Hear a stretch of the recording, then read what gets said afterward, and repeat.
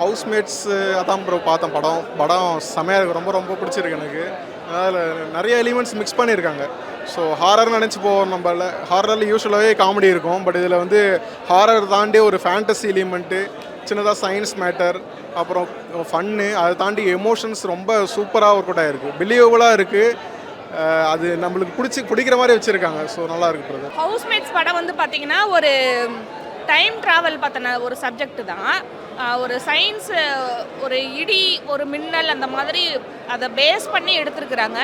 ஃபுல்லாக என்டர்டெயின்மெண்ட்டு, காமெடியாக, ஒரு சென்டிமெண்ட்டாக நமக்கு என்ன சொல்ல வராங்கிறத சொல்லியிருக்கிறாங்க. ரொம்ப நல்லா இருந்துச்சு. ஃபேமிலியாக போய் பார்க்கலாம் படம். காமெடிலாம் பயங்கரமாக ஒர்க் ஆகிருக்கு. எந்த இடத்துலையுமே போர் அடிக்கவே இல்லை. ஸ்டார்டிங்லேருந்தே கடைசி வரைக்குமே இந்த படம் போர் அடிக்கவே இல்லை.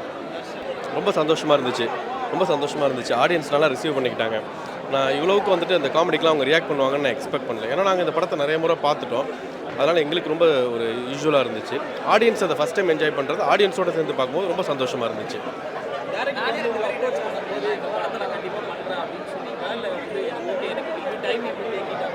இல்லை, டேரக்டர் ஃபஸ்ட் டைம் என்கிட்ட அந்த கதையை சொன்னதுமே நான் இமீடியட்டாக ஓகே சொல்லிட்டேன்.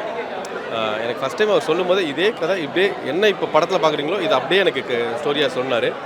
ஸோ எனக்கு கேட்கும் போதே விஷுவலாக இப்படி தான் வருன்ற மாதிரி ஒரு இமேஜினேஷன் இருந்துச்சு. ஸோ உடனே ஓகே சொல்லிட்டேன். சோஃபார் இப்போ வரைக்கும் 190 ஸ்க்ரீன்ஸ் போயிட்டுருக்கு. இந்த ஸ்க்ரீன்ஸ் வந்து கிராஜுவலாக இன்க்ரீஸ் பண்ணிகிட்டு இருக்காங்க.